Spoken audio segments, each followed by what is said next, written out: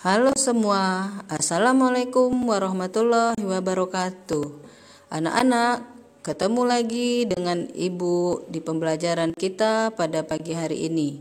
Tetapi sebelum memulai pelajaran, marilah kita berdoa.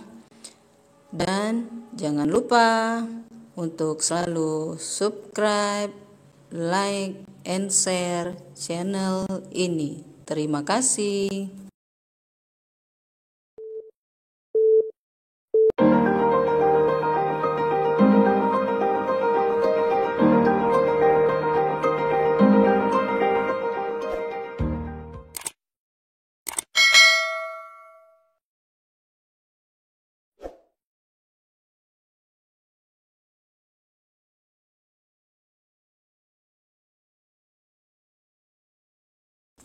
Assalamualaikum warahmatullahi wabarakatuh. Selamat pagi, apa kabar anak-anak?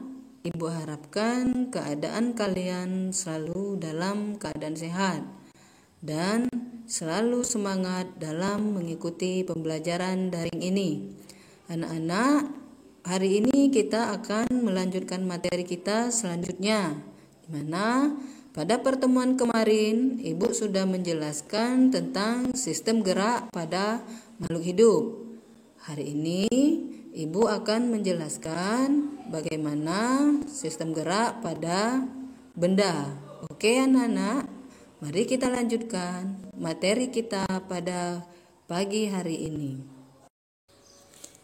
Anak-anak, sistem gerak pada makhluk hidup telah kalian pelajari di pertemuan kita sebelumnya.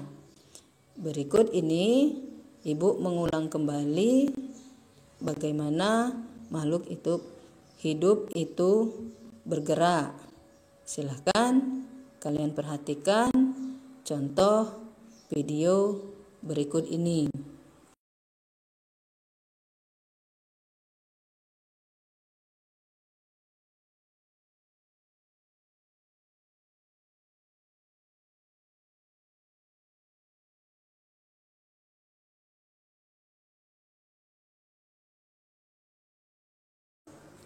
Oke anak-anak, yang kalian perhatikan tadi adalah contoh bagaimana makhluk hidup itu bergerak. Untuk pertemuan kali ini kita akan melanjutkan ke sistem gerak pada benda. Tahu bagaimana sih benda itu bergerak? Faktor apa saja yang mempengaruhi benda bisa bergerak? Dan bagaimana nanti menghitung kelajuan suatu benda yang bergerak. Oke anak-anak, kita lanjut ya. Anak-anak, benda bisa dikatakan bergerak apabila benda tersebut meninggalkan titik acuan. Misalnya bisa dari titik A ke titik B, atau nanti mobil berangkat dari kota A ke kota B. Benda bergerak bisa melewati suatu lintasan. Lintasannya bisa berupa garis lurus, lingkaran, atau tidak beraturan. Pertemuan kita kali ini kita akan membahas tentang gerak benda pada lintasan yang lurus. Coba anak-anak perhatikan video berikut ini. Anak-anak, coba kalian perhatikan, ini adalah video gerak pada benda di mana sebuah mobil meninggalkan titik acuan. Lihat, dia meninggalkan titik acuan A menuju ke titik acuan B. Itulah benda dinyatakan bergerak. Anak-anak, yang kalian perhatikan tadi adalah bagaimana benda bergerak meninggalkan titik acuan. Lintasan yang dipakai benda untuk bergerak bisa berupa lintasan garis lurus, lingkaran, dan tidak beraturan.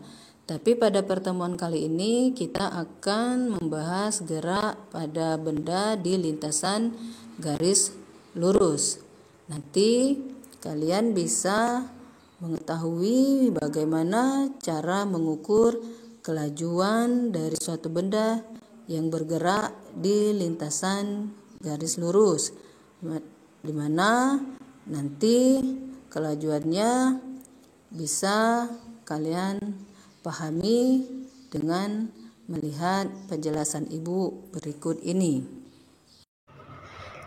Kelajuan pada benda yang bergerak di lintasan garis lurus dipengaruhi oleh adanya dua faktor, yaitu dipengaruhi oleh jarak tempuh suatu benda dan waktu tempuh benda, sehingga dirumuskan kelajuan adalah V sama dengan S dibagi dengan T, di mana kelajuan dilambangkan dengan V dengan satuan meter per sekon, jarak tempuh benda dilambangkan dengan S dengan satuan meter, dan waktu tempuh benda dari titik A ke titik B dilambangkan dengan S dengan satuan sekon.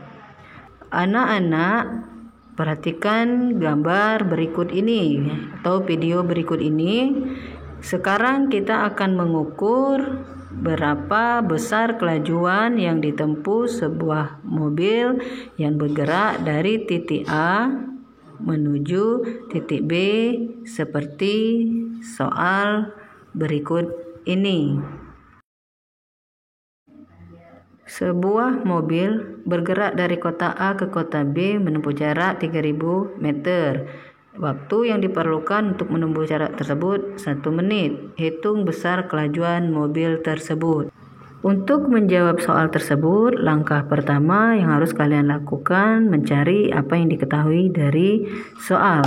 Di sini yang diketahui dari soal yaitu jarak yang ditempuh benda sebesar 3000 meter dan waktu tempuh benda 1 menit. Karena ini masih dalam bentuk menit, harus kita konversi ke bentuk detik, yaitu 1 dikali 60, sehingga waktu yang diperlukannya sebesar 60 sekon atau 60 detik. Oke anak-anak, kita akan menjawab pertanyaannya. Langkah pertama yang kalian lakukan memasukkan ke dalam rumus, yaitu V sama dengan S dibagi T, di mana besar jarak atau S yang terdapat di soal 3000 meter dan waktu tempuh bendanya sebesar 60 sekon, di mana dapat 60 sekon tadi dikonversi dari 1 menit dikali 60 menjadi 60 sekon atau detik.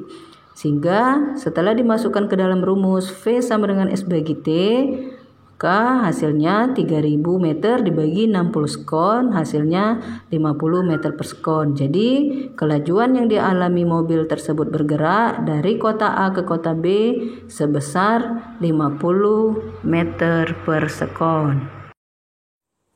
Bagaimana anak-anak? Apakah kalian sudah memahami dengan penjelasan materi yang telah Ibu berikan? Nanti apabila ada yang kurang jelas atau kurang paham, mari kita diskusikan di classroom. Jadi menurut Ibu itu saja yang bisa Ibu berikan pada pagi hari ini. Semoga bisa bermanfaat. Akhir kata Ibu ucapkan wabillahi taufiq wal hidayah. Wassalamualaikum warahmatullahi wabarakatuh. Tetap semangat.